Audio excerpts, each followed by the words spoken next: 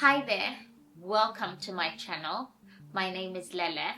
In today's video, we will be looking at different apps that I used to become a millionaire by the age of 32. And if you haven't seen my first video, please go back and watch that first. That's where I'm breaking down the different steps that I followed towards becoming a millionaire and what I did with my first million. Let's first look at why I chose to use apps. In my initial video, I had mentioned that when you're working towards a big goal like becoming a millionaire, you might find that you feel out of place. So the people around you might not be interested in the same goal. So I wanted something that I was gonna see in writing, and I didn't have a partner at the time or an accountability partner that I was gonna work on the same goal with, and we were gonna push towards the same goal at the same time. So within my small circle, nobody was interested in knowing how to become a millionaire, and it seemed like a far idea for the people that I was around.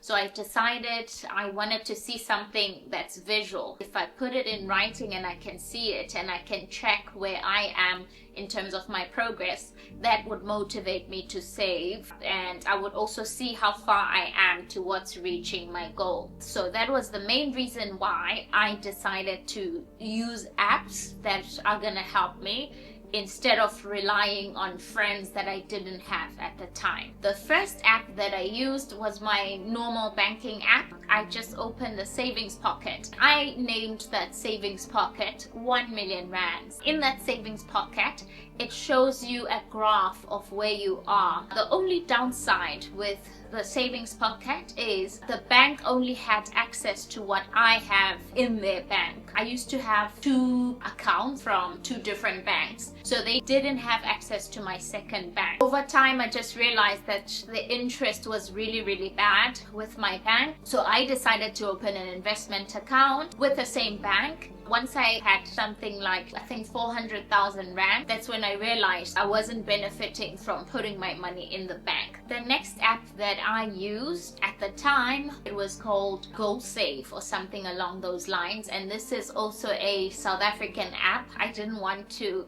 choose an American app because of the currency. I wouldn't really know what the exchange rate for the day would be. That's why I opted for something that's South African and would give me all the calculations in South African rand. So the app now is called Savings Goals Pro. The only downside to it was that I had to enter the amounts manually. Each time I transferred money to my South African bank account, or each time I invested money on easy equities, I had to enter the amount manually. It's still hands down the best motivation, especially on my journey towards getting to my first 300,000 rands. Like, I remember tracking it and it became like an obsession, because now I could see at least my graph was getting closer and closer towards the million end of the line. So it was quite motivating. Each time I would transfer money every month or save money every month, it felt so good to have that app and have it in visual form. Like, okay, this is how far you are now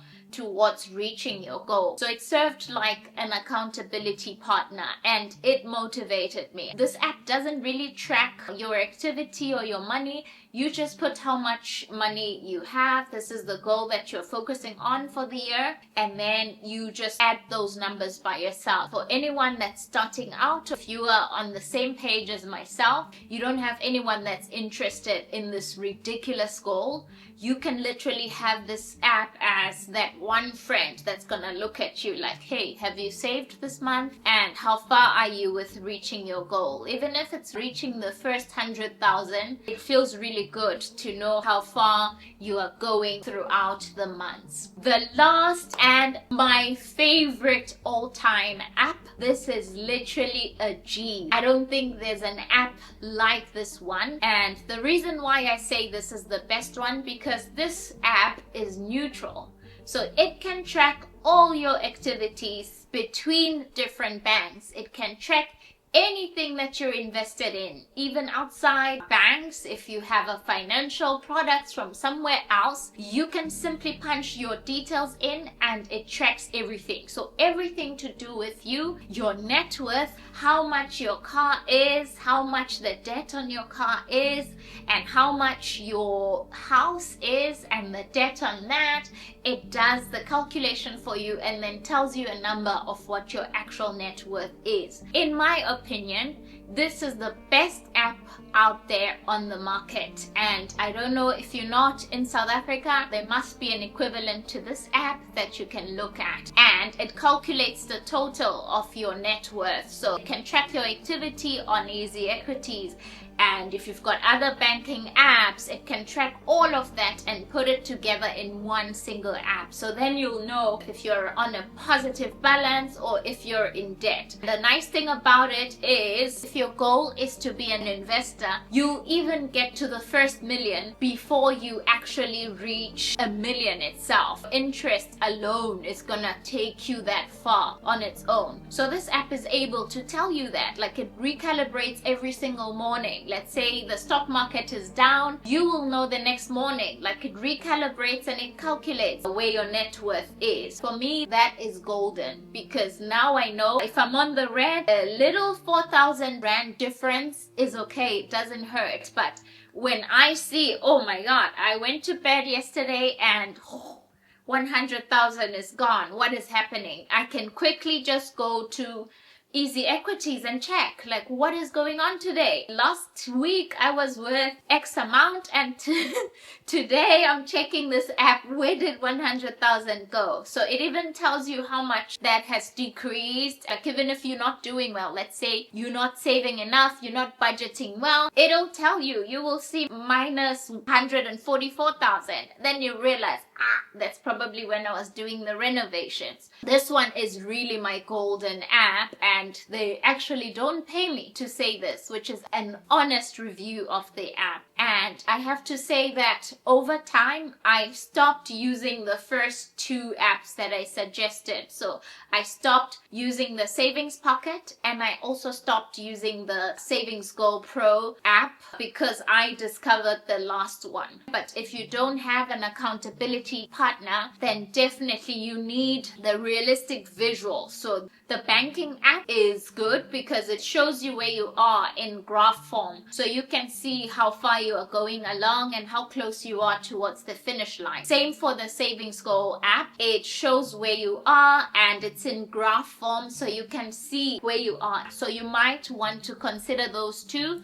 strictly for that reason. That in itself is motivating enough, and you need someone, and nobody in your circle is interested. These two could be an option, and they could help you to achieve your goal. All three of them have their own significance and the importance, so you can just choose based on your needs and where you are. But the last one is the number one of all time, because you're not inputting the figures by yourself, you're not putting those manually, and it's not blocked because it's only housed in one bank. It's literally in one house, and then you can see your account on Easy Equities, how much is in there. You can see all the different platforms where your money is, and then it shows you how much you owe. That is why this is my go-to app, and that is the go-to app that is keeping me a millionaire. I check it often. I don't check it every day now. I've learned to just let it be, the same way that I don't log into my investment account every single day, because of course every day there's gonna be a few changes. My balance would be a few thousands high or a few thousands lower. To have that visual representation of how much I'm worth, I know now we are really headed for the pits, because now I can see my amount is going down. I'm getting close to going below a million, you know? So it really helps with tracking that. And for me, staying there is the most important part, making sure that I'm investing wisely, I'm staying within my net worth. The same way that billionaires even talk about this. Maybe a certain company might be making billions, then they hire the wrong CEO, and then that CEO takes that company, they lose a couple of billions because of the new CEO. Then they hire someone else and then push the company back to where they initially were. So for me, the realistic representation is very important because I want to see where I am and how my money is moving. If you enjoy any of these videos on my channel, please like the videos and also subscribe to my channel. This is my new journey and I've been putting this off for the longest time, and I'm finally at that point where I'm ready to share a little that I know. Please remember that your finances are very important, and what I'm sharing here is just my own 2 cents as I've been growing and learning how to become a millionaire as I'm working towards making my first 100,000 US dollars. So these are simply tips and steps that you could also mimic to make your way towards making your first 100,000 US dollars, or even start entertaining that idea. It's definitely possible. Thank you so much for checking my video. In my next video, I will be sharing why I invest most of my money in US stocks more than I do in South African stocks. And by the way, I still buy a significant amount of South African shares, but to break down my percentage, I try to lean more towards US shares. My reasoning will be fully explained in the next video. So I hope to see you there. Bye bye. Testing, testing. Okay, do I have enough space? Do I look like a kangaroo when I'm sitting down?